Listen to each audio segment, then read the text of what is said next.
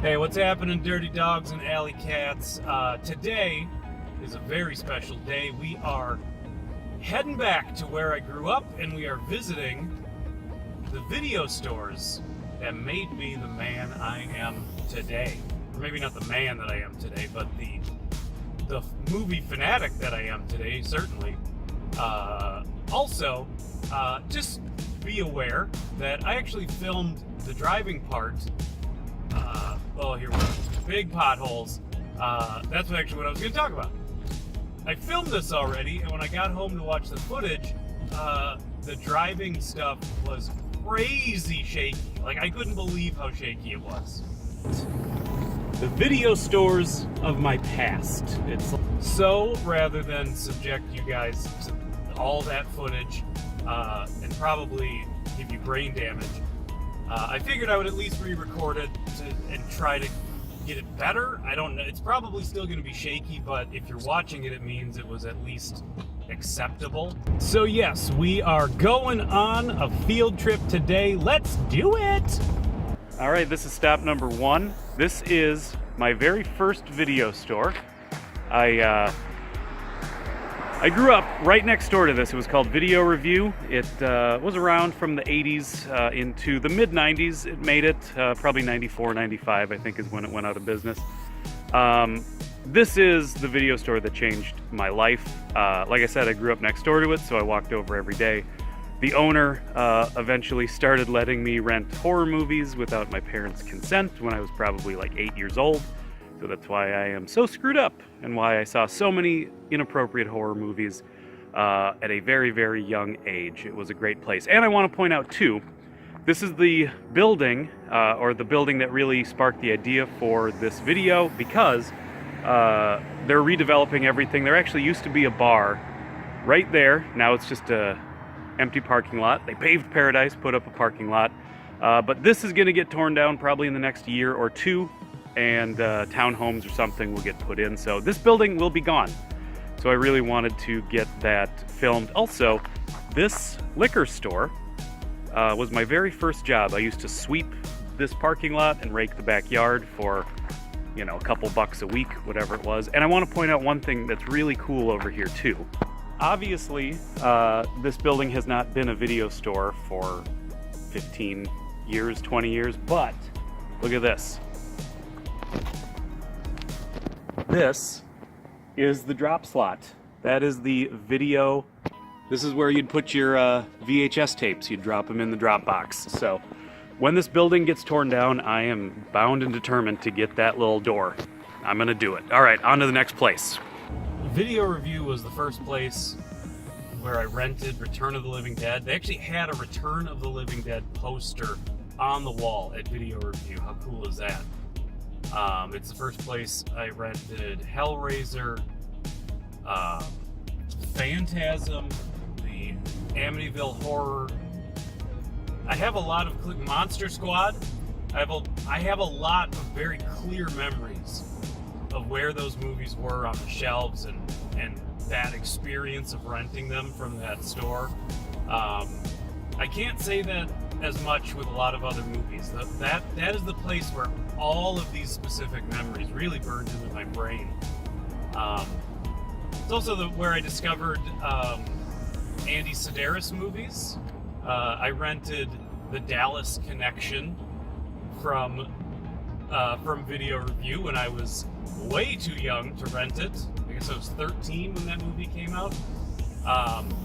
But yeah, it's just the best. All right, so the last video store, Video Review, that was really the most important video store of my childhood, like my childhood years, my tween years. This right here was the most important video store of my teenage years. This used to be Video Update, and that's really when it was at its peak, and then it became Movie Gallery in its last few years. It used to actually be over here in this strip mall when I was young, and then in the early 90s this building got built and it got moved over here. This was really the place where I probably rented 1,000 videos out of this place. They would do Tuesdays, it was $1.99 or $1.49 for 2 VHS tapes. And so I would rent maybe 10 and then watch those over the week and then repeat the cycle. It was amazing. This is also the only video store, this video update, where I saw laser discs to rent. I never saw that anywhere else, but I saw that here. Yeah, it was a really, really great video store. Something I've realized about Video Update is those Video Update years were the years where I kind of found my weird outsider reject friend group. Before that, I was a loner. I didn't have friends, maybe one, you know. So the video store experience used to be a solo experience. But Video Update is where it turned into that circle of friends going to the video store and laughing and looking at the covers and, you know, picking bad horror movies and booby movies, and, you know, it became that almost Mystery Science Theater experience of hanging out with your friends and making fun of the movies while you watch them. And I guess that's sort of like where all the seeds that got planted during the video review years all sprouted and were watered and nourished and grew during the Video Update years. You know what I mean? Oh, and finally we arrive at the video store that I have probably the most chaotic love-hate relationship with. This Sprint store used to be our Blockbuster. That's right, the Blockbuster, the video store that did more to harm and sink the video store market than anybody else ever did.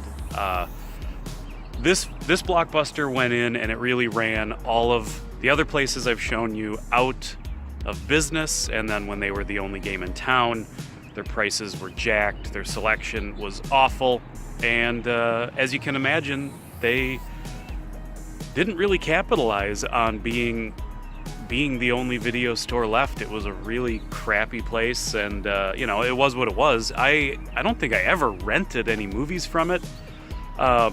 They were always selling off their used movies, so I bought a lot of used movies. I have a lot of DVDs from this Blockbuster, but yeah, I curse Blockbuster's name. A lot of people have a lot of nostalgia for Blockbuster, a lot of love. I do not have that love. I think Blockbuster really killed the video store market and destroyed a lot of mom and pop markets, and even just smaller franchises that I think were just better franchises. So yeah, Blockbuster, I will see you in hell.